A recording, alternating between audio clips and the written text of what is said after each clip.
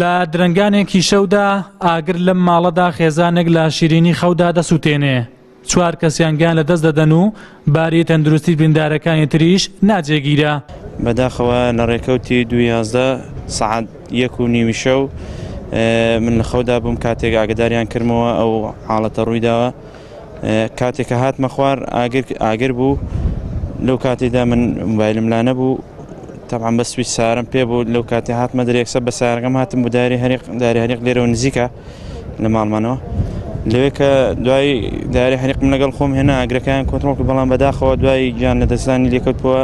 کە سوکاری ئەو خێزانەش هۆکاری ئاگرکەوتنەوەکە دەگەڕێنەوە بۆ تەقینی پاتری موبایلێک کە لە ئەنجامی زۆر لەسەر شەحنبوونی تەقیوە.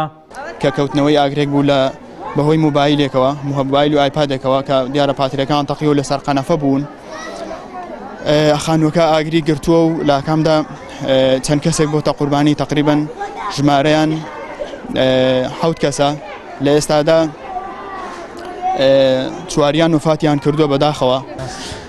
ئەم خێزانە پێکاتبوون لە 7 کەس و لە ساتی ئاگرکەوتنەوەکەدا دەست بەجێ کەسێکیان گیان لە دەست دەدات و 24 کاتژمێر دوای ڕووداوەکە 3 کەسی تری ئەو خێزانە بەهۆی سەختی برینەکەیان و زۆری ڕێژەی سوتاویەکەیانەوە گیان لە دەست دەدەن.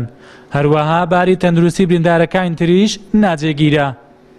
عەبدوسەلام حەسەن، کەناڵی ئاسمانی پەیام، ڕانیە.